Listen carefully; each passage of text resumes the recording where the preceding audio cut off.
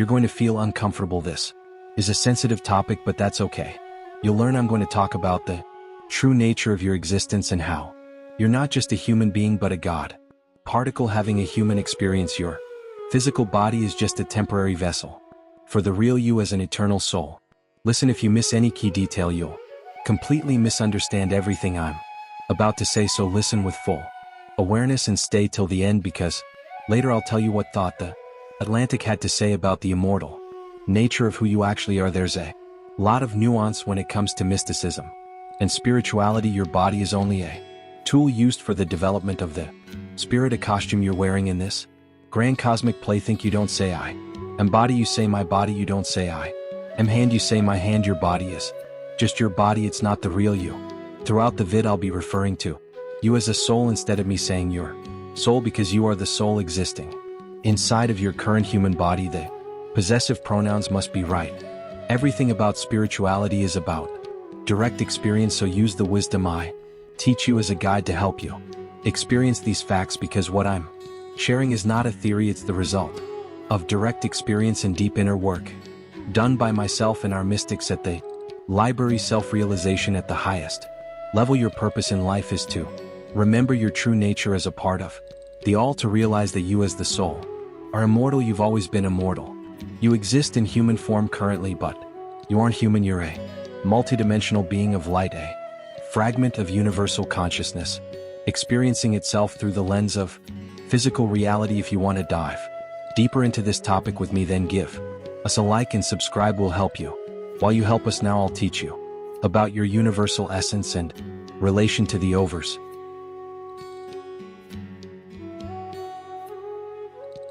Soul, list to the voice and thou shalt be free. Consciousness free is fused with the cosmic one, with the order and law of the all, is written by the great intelligencer Tahuti, also called Tish the Atlantean. Let me tell you what it truly means to be a god. We're not talking about being an all-powerful separate entity that rules over creation. We're talking about something far more interesting and mystical. You're not separate from the universe. You are the universe experiencing itself through your unique perspective. Think of it like this. Imagine the entire universe as an infinite ocean of consciousness. You as an individual are like a wave in that ocean. You appear to be separate with your own form and movement, but you're made of the exact same substance as the entire ocean. Your individuality is real, but it's not the whole truth. You are simultaneously the wave in the entire ocean. This is what it means to be a god. You are a localized expression of the universal consciousness, the divine essence that permeates all of existence. You're not only connected to this essence, you are that essence, that divinity, and you are that divinity experiencing yourself from a particular vantage point. The life we think we're living as separate individuals is actually a kind of death compared to our true nature as universal consciousness. This physical existence is just a small part of your total being. It's like focusing on a single pixel of an infinite screen. You're missing the bigger picture. Like I usually say, modern quantum physics is starting to catch up with what mystics have been saying for tens of millennia. The double slit experiment shows that particles behave differently when observed, implying consciousness plays a role in shaping physical reality. This aligns perfectly with the mystical understanding that consciousness is fundamental to existence. Quantum entanglement demonstrates non-local connections between particles across vast distances, suggesting an underlying unified field that connects all things. This mirrors the spiritual concept of universal interconnectedness, the idea that we are all one at the deepest level of reality. The zero-point field in quantum physics, a sea of background energy permeating seemingly empty space, aligns with spiritual concepts of all-pervading cosmic energy or consciousness. This field could be seen as the scientific equivalent of the ocean of consciousness we talked about earlier. These scientific discoveries are starting to bridge the gap between the mystical and the empirical. They're showing us that the universe is far more interconnected, far more conscious, and far more mysterious than we ever imagined. So if you are a god, a localized expression of universal consciousness, how do you start living from this truth? How do you awaken to your divine nature? The first step is to question your current identity. You've been conditioned to believe you're just a physical body with a separate mind, but is that really true? Start observing your thoughts, your emotions, and your sensations. Notice how they come and go, while something in you remains constant. That unchanging awareness is a glimpse of your true nature. There are states of consciousness that exist beyond physical form. These are not mythological concepts.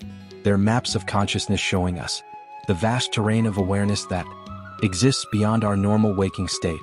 I've experienced these states firsthand through deep meditation and other spiritual practices. Try this. Close your eyes and focus on the space between your thoughts. As thoughts arise, don't engage with them, just notice the gaps between them. That space of pure awareness, free from thought, is a taste of your true nature as universal consciousness.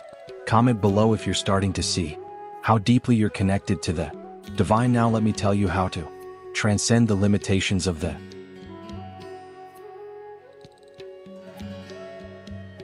body. As you start to identify less with your physical body and memory and more with the unchanging awareness at your core, you'll naturally start to transcend your perceived limitations. This physical existence, with all its challenges and limitations, is actually a catalyst for your spiritual growth. It's through overcoming these limitations that you remember your truly limitless nature.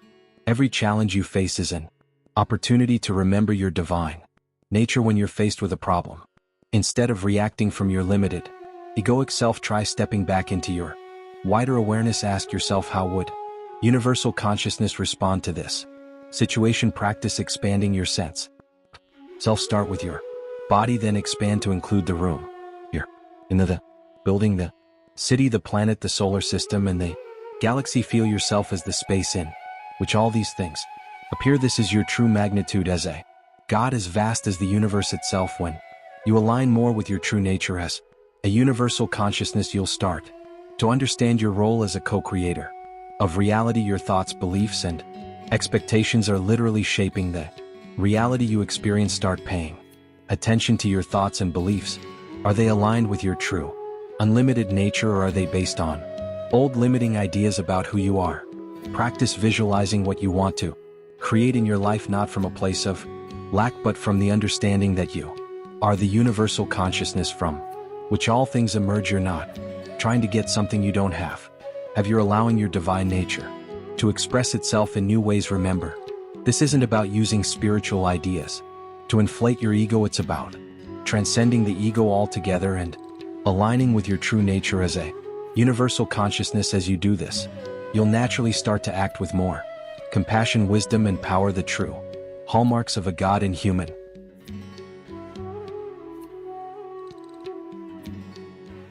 form. You as the soul aren't a singular, isolated entity. You are multidimensional, with different aspects functioning on different levels of reality. Ancient traditions have recognized this complexity, describing various aspects of the soul that operate beyond our physical awareness. There's an aspect of you as the soul that is free to move between physical and spiritual realms. This is not a metaphor, it's a reality I've experienced through advanced meditation and out-of-body experiences. There's also a transformed, enlightened aspect of your spirit that represents your highest potential. You have protective, guiding components that operate beyond your physical awareness. You might have experienced this as intuition or a sense of being guided. What I've been teaching you is a real aspect of your multidimensional nature. The soul has a hierarchical structure, with parts reaching into transcendent realms. At its highest level, you as a soul are directly connected to the divine source. This is why when you go deep enough in meditation, you can experience a sense of oneness with all. That is, each soul is a direct emanation from the source of universal consciousness. You're not just a creation of the divine, you're an expression of it. This is why you have the power to shape your reality and why your consciousness is fundamental to your experience of life. The real you takes on different bodies and different experiences, but maintains its continuity. This is the basis for the concept of reincarnation, which isn't about your personality being reborn, but about you choosing new experiences for growth and evolution. With proper training and awareness, you as the soul can navigate interdimensional transitions with full consciousness. This isn't just a possibility after death, it's something you can learn to do in this lifetime. Through practices like lucid dreaming and astral projection, you as the soul can learn to operate independently of physical form while still incarnated This is the basis for many advanced spiritual practices and is the key to experiencing your true multidimensional nature while still in a physical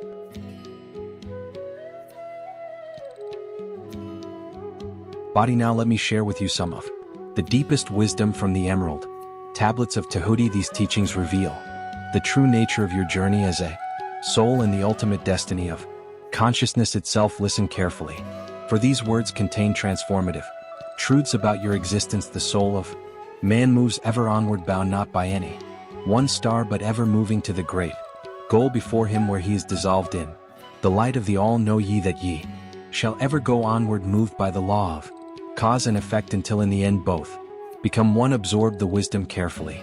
You as the soul, the real, you are not confined to any single realm or dimension. You're on an eternal journey of evolution, constantly moving towards greater expansion and awareness. This journey isn't random, it's guided by the cosmic law of cause and effect, which we often call karma. But here's the key: the ultimate goal of this journey is to dissolve into the light of the all. This doesn't mean you cease to exist, rather, it's a state of perfect union with the divine source, where you realize your true nature as one with the universal consciousness. This journey isn't just about personal growth, it's about the evolution of consciousness itself. Tahuti reveals this cosmic plan in another mystical passage. In a time that is yet unborn, all shall be one and one shall be all. Man, a perfect flame of this cosmos, shall move forward to a place in the stars. I shall move even from out of this space-time into another beyond the stars.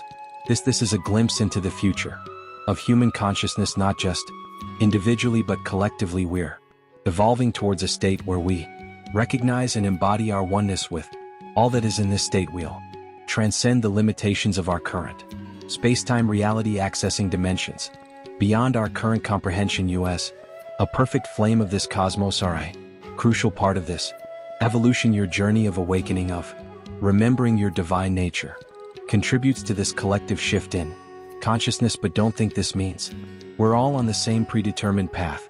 Tahuti makes it clear no consciousness follows the path of those before it, else all would be repetition and vain. Each consciousness in the cycle it exists in follows its own path to the ultimate goal. Each plays its part in the plan of the cosmos, each plays its part in the ultimate end. The farther the cycle, the greater its knowledge and ability to blend the law of the whole. Your journey is unique. You're not here to replicate anyone else's path or experiences. You're here to forge your own way, to have your own realizations, to make your unique contribution to the cosmic plan. As you progress through various cycles of existence, what some traditions call lifetimes or incarnations, you gain greater knowledge and wisdom. You become more adept at working with the universal laws, at shaping your reality, at recognizing your true nature as a divine being. This is why your current life, with all its challenges and triumphs, is so precious. It's not just a random occurrence, it's a carefully crafted